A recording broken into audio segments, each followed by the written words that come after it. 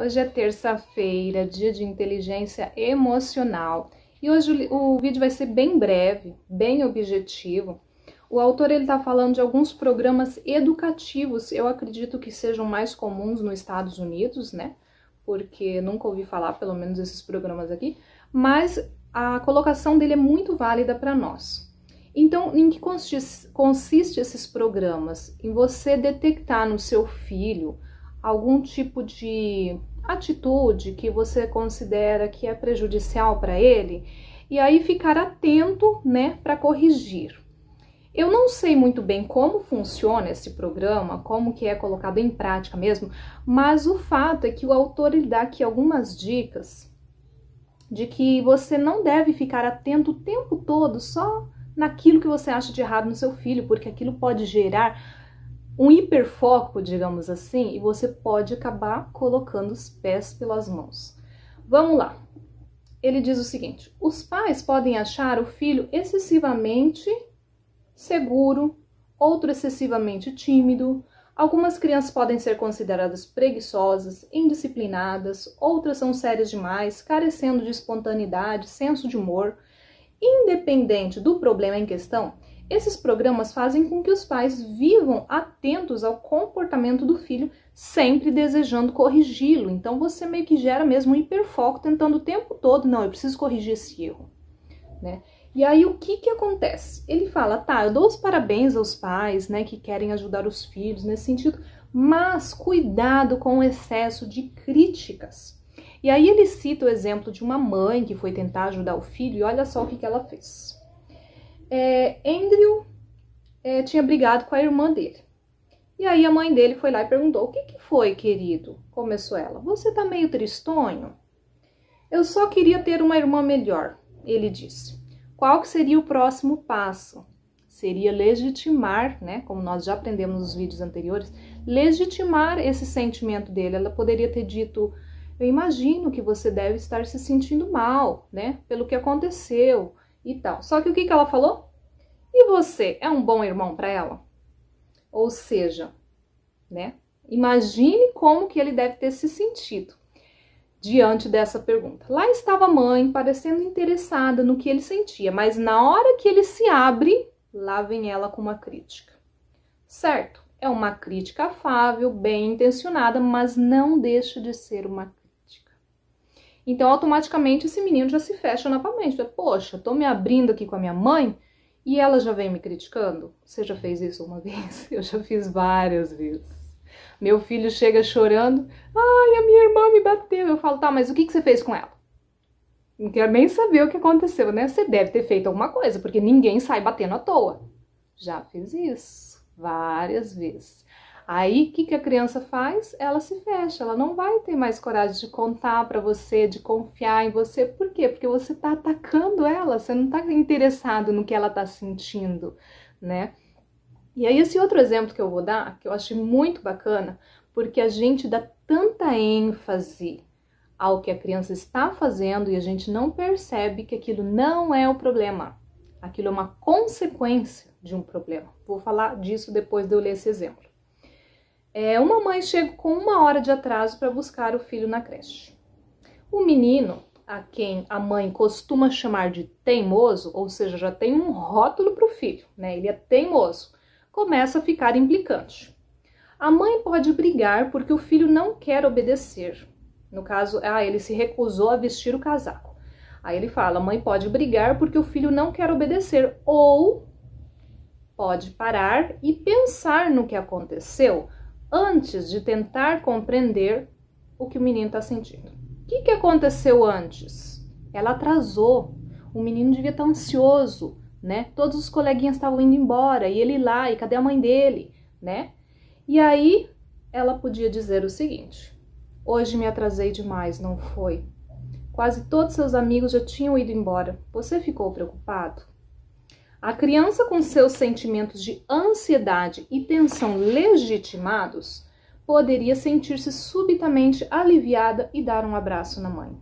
A tensão por causa do casaco dissolver-se-ia e tudo acabaria bem. Ou seja, o casaco não era o problema. O problema é que o menino estava tenso, estava ansioso pelo que tinha acontecido e não estava conseguindo lidar com aquela emoção que ele estava sentindo. E aí, na hora que a mãe chegou, ele se recusou a vestir o casaco, dando um indício de que ele não estava bem. E aí, o que a gente faz geralmente? A gente foca na consequência do problema. Você deve ter aprendido na escola, com certeza, sobre ação e reação da física. A cada ação existe uma reação. Sabe qual que é o problema? O problema nosso é que muitas vezes a gente confunde ação com reação. E aí quando uma criança, por exemplo, faz uma birra, a gente acha que aquilo é uma ação. Não é uma ação, uma reação de algo que já aconteceu antes. Talvez algo físico que causou esse constrangimento nela.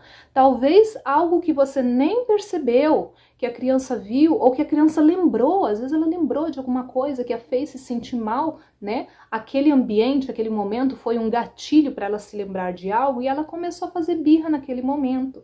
E aí a gente acha que a birra é uma ação. E aí o que a gente faz? A gente reage. Tudo errado, né? A birra da criança, o choro, o gritar, o às vezes dizer palavras rudes, o bater no outro é uma reação de algo que está acontecendo dentro dela. Da mesma forma, quando você chega, por exemplo, num estabelecimento, você encontra uma pessoa, um atendente mal-humorado, aquilo é uma reação. Aí você acha que é uma ação, você leva isso contra você, você acha que a pessoa, sei lá, não gosta de você, ou de repente está fazendo aquilo para te afetar, mas na verdade aconteceu algo anteriormente e ela está reagindo dessa forma. De repente, se você tratasse essa pessoa com amabilidade, né, ela se sentiria melhor. Aquilo que Jane Nelson sempre fala, quando a gente se sente melhor, a gente age melhor. Quando a criança se sente melhor, ela age de uma maneira melhor. Então, o que nós temos que ver? O que antecedeu a isso? O que está acontecendo antes? Para que leve a desencadear essa reação na criança, e essa que é a parte mais difícil. Por quê? Porque a gente já toma como aquilo pessoal, né? Está me afrontando, está fazendo isso para me irritar. Gente, criança pequena, de 2 anos, de 3 anos, não faz as coisas para te irritar. Isso é coisa de adulto. Isso é coisa de quem já está mais maduro e que quer te afetar, né? Quer se vingar. A criança, ela não tem isso consciente. Então, ela reage conforme o sentimento que está nela. Tente resolver o que vem antes. E aí você não vai precisar resolver a reação da criança, porque aquilo vai desaparecer. Resolvido o problema, a reação desaparece. É assim que funciona, tanto para crianças quanto para adultos. Para você também funciona dessa forma. Tem crianças que reagem mal pelos mais diversos motivos, porque estão irritadas, porque estão com fome, ficam irritadas. Às vezes estão cansadas. Você já viu aquelas mães que a criança começa a ficar insuportável e fala assim, tá com sono. Tá com sono, por isso que tá desse jeito. Teve uma ocasião que eu comprei uma beliche aqui em casa. E aí a beliche chegou, era pro quarto das crianças, e todo mundo ficou ansioso. Eu falei, vamos montar a beliche? E aí os 4 vieram me ajudar a montar a beliche. Aí lendo lá o manual de instrução, parafuso, que aqui lá, e montamos errado, tivemos que tirar, montar de novo. Eu sei que nós levamos umas 4 ou 5 horas nesse empreendimento, todo mundo se ajudando. Até que chegou um momento que eles começaram a brigar. Mas estava assim, terrível, um me implicando com o outro, e um batia no outro, e chorava, tava assim, um furdunço. Só que eu tenho um problema muito sério, que quando eu começo um negócio, eu tenho que terminar. Eu não consigo parar no meio do caminho. Eu faço um esforço muito grande se eu tiver que parar no meio para depois retomar. Então eu falei, não, eu já tô acabando, eu vou terminar, é rapidinho, já tá terminando. E fui indo. Aí o que a minha filha mais velha fez? Ela saiu, eles já estavam com fome. Eu falei, gente, já estamos terminando, daí a gente faz um lanche gostoso e tal. Mas para mim, o rapidinho, para mim adulto, não é o mesmo tempo para as crianças. Então, para eles, meia hora com fome, gente, é o fim do mundo. Agora, para nós, meia hora com fome, tipo, falta meia hora para chegar em casa, tudo bem, eu aguento, né? Criança não é assim. O tempo deles é diferente do nosso. E aí eu falei, já tô terminando, gente, e continuei lá montando o mais rápido que eu consegui e tal. O que a minha mais velha fez?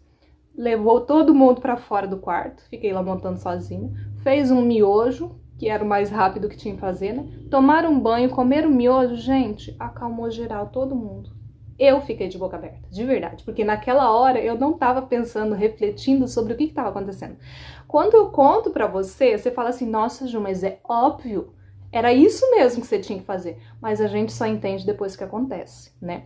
Depois, olhando por outro ângulo, em outro tempo, eu falei, poxa, eu tinha que ter parado, tinha que ter dado banho nas crianças e tinha que ter dado comida para eles.